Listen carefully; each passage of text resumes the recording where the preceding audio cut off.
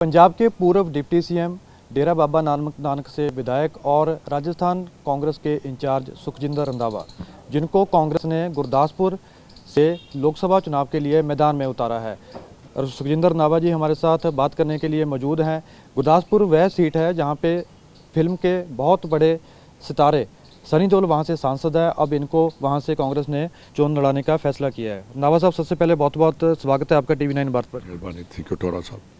रंधावा साहब, सबसे पहला सवाल यही है, जैसे मैंने बात की कि गुरदासपुर से सनी देओल सांसद हैं, अब आपको जो है चुनाव लड़ाने के लिए आपको तैयार किया गया है, टिकट दिया है, जो मर्जी आप कह लीजिए। सबसे पहले इसको आप कैसे देखते हैं? देखिए, जो पार्लियामेंट है और जहाँ विधानसभा है, वहाँ जो लॉ मेकर हैं वो बैठते हैं और जिन्होंने देश का संविधान, देश की निर्माता वो होते हैं कि जो पॉलिसी बननी है देश के लिए बननी है, एक इंटरनल एक्सटर्नल डिफेंस की, वहाँ बैठने के लिए कलाकार, आपने कहा, बहुत अच्छे लोग होते हैं, पर कलाकार ऐसा भी नहीं होना चाहिए कि ऐसी कला बरते कि वो पार्लियामेंट का एक दिन भी दरवाजा ना क्रॉस करके जाए। जो गेट है वहाँ से ओथ लेकर वापस, ये नहीं होना चाहिए। और ऐसा भी होना चाहिए कि जो आदमी पार्लियामेंट की इतनी बैठक नहीं आता, उसकी मेंबरशिप भी खत्म होनी चाहिए, कि लोगों को तो इंसाफ मिलना चाहिए। दूसरी बात आपने जो कही है कि देश के लिए इलेक्शन ये बहुत ज़रूरी हो गया है कि 10 साल में जो हुआ उसका लेखा जोखा करना पड़ेगा। जो कांग्रेस ने किया, देखिए, मैं आपने राजस्थान का नाम लिया, प्राइम मिनिस्टर साहब जैसे बोलकर वहाँ आए हैं, बाड़मेर में चले जाकर माइनॉरिटीज़ के अगेंस्ट जो बात की, किसानों के साथ जो धोखा किया, जो उनके साथ फ्रेब हुआ, जो कभी कोई नहीं भूल सकता। और प्रधानमंत्री जी जिस लेवल पर चले गए हैं वो देश के लिए बहुत खतरनाक, घातक सिद्ध होगा। हम सुनते रहे हैं अटल बिहारी वाजपेयी जी की चुनाव रैली, हमारे वहाँ गुरदासपुर भी आए थे, तो जब उन्होंने भाषण किया, मैं कांग्रेसी था, मेरे फादर उस टाइम MLA भी थे, वो अटल बिहारी वाजपेयी का भाषण सुनने के लिए साथ किसी का घर था, वहाँ बैठे थे कि एक अच्छा स्पीकर और देश की बात करने वाला आज बात करके जाएगा।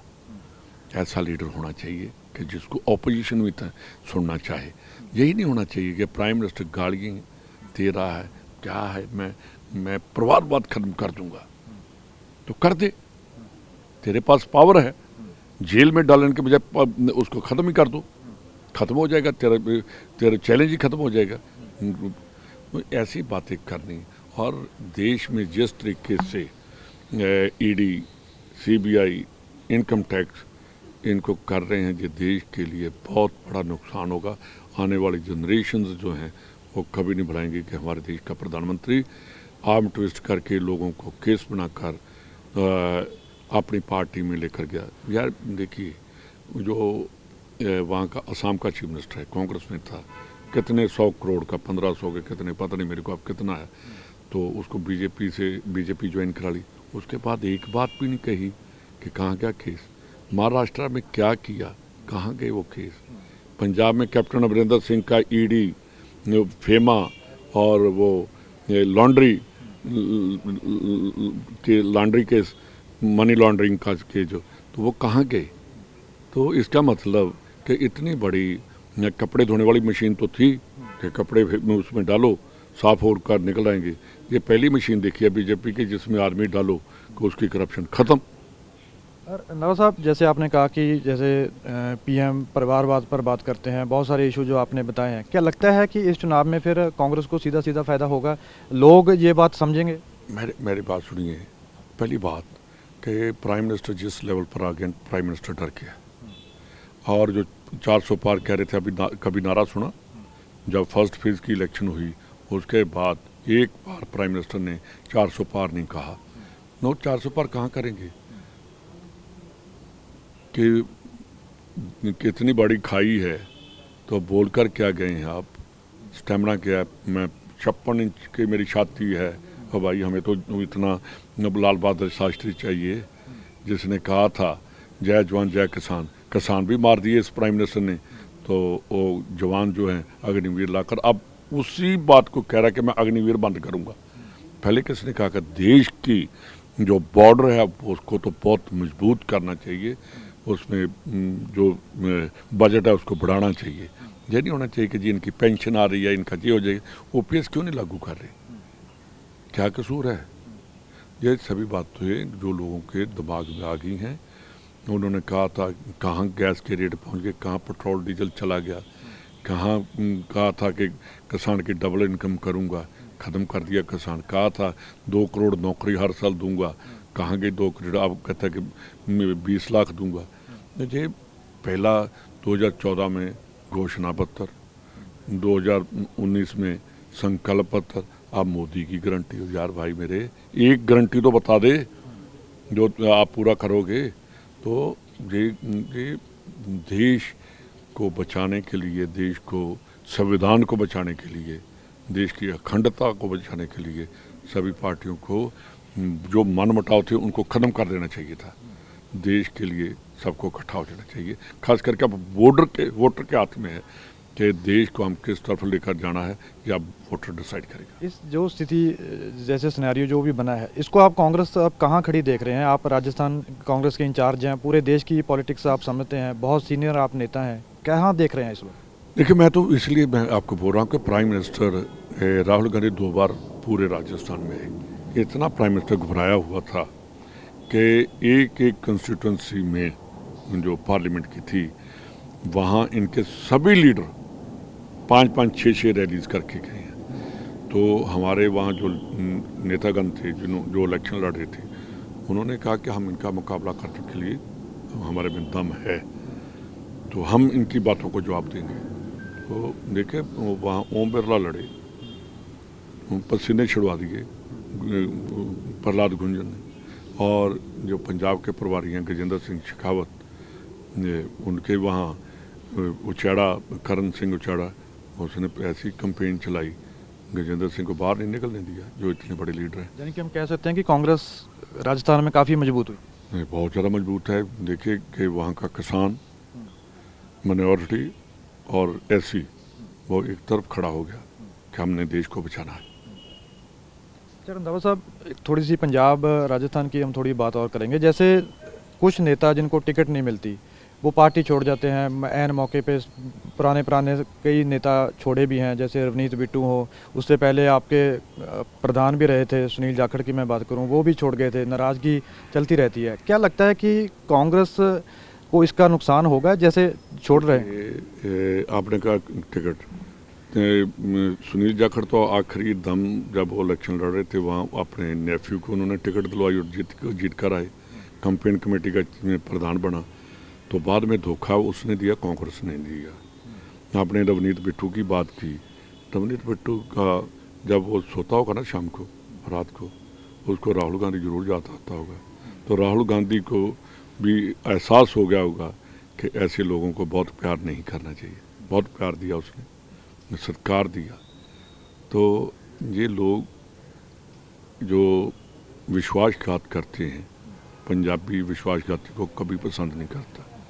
कैप्टन अमरिंदर सिंह 2 बार चीफ मिनिस्टर बने, कांग्रेस की बदौलत बने, एमपी बने, कांग्रेस की बदौलत बने, परनीत कौर बनी, कांग्रेस की बदौलत बनी।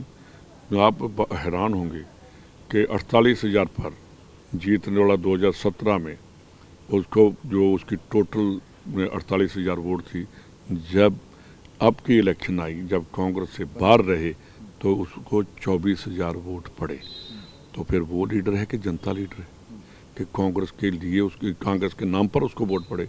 इसलिए जो कांग्रेस को छोड़ कर गए हैं पंजाबियों ने उनको मुंह नहीं लगाया। यानी कि सुनील जाखड़ जैसे बीजेपी के अध्यक्ष बने हैं, लगता है कि वो बीजेपी की एक जैसे मजबूत हो रही है, पंजाब में कहा जा रहा है कि अपने दम पर चुनाव लड़ रही है, वो सुधार पाएंगे उसको? देखिए, जब वो अध्यक्ष थे तो हम ही गुरदासपुर लेकर गए थे, फिरोजपुर वालों ने हरा दिया। बदकिस्मती हमारी कि हम उसे लेकर चले गए, वहाँ जता कर ले आए। तो उसके बाद वो याद नहीं है, तो अब आगे क्या याद होगा यार? वही बात आ गई ना कि अगर दिल्ली बेईमान हो जाए तो क्या पार्टी क्या करेगी जी? आप कहते हैं कि नाराज़ हैं, क्या नाराज़गी है कि कांग्रेस ने बहुत ज़्यादा दे दिया? हाँ, उनके ज़्यादा दे दिया, उनको हजम नहीं हो रहा। बाबा साहब, एक पर्सनल आपकी एक राय जानना चाहेंगे। जैसे अमेठी से बात चल रही है कि राहुल गांधी चुनाव लड़ेंगे या नहीं लड़ेंगे, अभी कुछ क्लियर नहीं हुआ। आपको क्या लगता है कि लड़ना चाहिए जिस तरीके के साथ जो वहाँ की उनकी कर्म भूमि, उनके पिताजी, उनकी दादी सभी वहाँ से इलेक्शन लड़ रही है, लड़नी चाहिए। लगता है कि कांग्रेस इससे मजबूत होगी? बहुत ज़्यादा मजबूत होगी, पहले भी मजबूत है और लोग देख रहे हैं कि राहुल गांधी, प्रियंका गांधी वहाँ से इलेक्शन लड़े और जीत कर आएंगे। अच्छा, गुरदासपुर से आप अभी तैयारी करोगे, कैंपेन सारा कुछ करने वाले हैं, क्या क्या आपको लगता है कि वहाँ पे मुद्दे हैं जो अभी तक उनका सोल्यूशन नहीं निकला? जैसे आपने पहले ही कहा कि सनी देओल तो वहाँ आए ही नहीं थे। नहीं, बिल्कुल बिल्कुल, ये बहुत पुराने पंजाब के बहुत खास करके बॉर्डर के, गुरदासपुर भी बॉर्डर है, मैं पूरे पंजाब के बॉर्डर की नहीं, मैं पूरे हिंदुस्तान के बॉर्डर की भी बात कर सकता हूँ कि जब तक बॉर्डर मजबूत नहीं होगा देश मजबूत नहीं होगा। 50 किलोमीटर तक बीएसएफ के हमने कंट्रोल दे दिया, तो कहाँ से ड्रोन कहाँ से आ रहे हैं? प्रधानमंत्री जी जवाब देंगे आकर? जहाँ सुनील जाखड़ देगा जवाब? जहाँ कैप्टन अमरिंदर सिंह जवाब दे सकता है कि क्यों आ रहे हैं ड्रोन? इन सब बातों का जवाब हम मांगेंगे।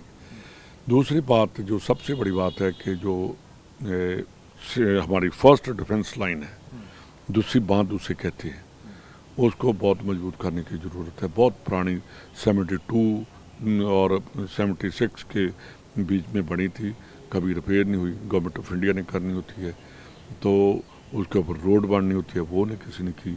वहाँ बंकर बने हैं, उनकी सफाई नहीं हो रही।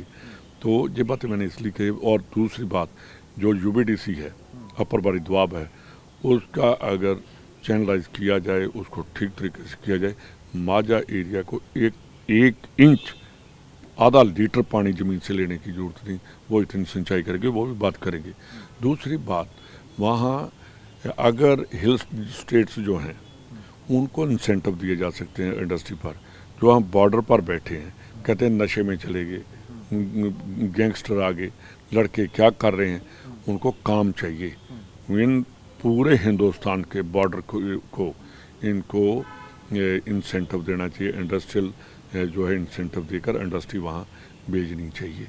तो पंजाब का नहीं, पूरे हिंदुस्तान का यूथ उस काम में लगे। जब तक इंडस्ट्रियलाइजेशन नहीं होगी, पंजाब की तरक्की नहीं हो सकती। रंधावा साहब, पंजाब के मुख्यमंत्री बार बार यही कह रहे हैं, हर रोज़ कह रहे हैं कि 13-0 इस बार होगा, आम आदमी पार्टी 13 सीटें जीतेगी। आपको क्या लगता है? 3 महीने के बाद तो आप जहाँ जो वहाँ से जीत कर आए थे 3.5 लाख पर, वहाँ से सिमरजीत मान जीत गया, पहले उसका तो जवाब दे दे।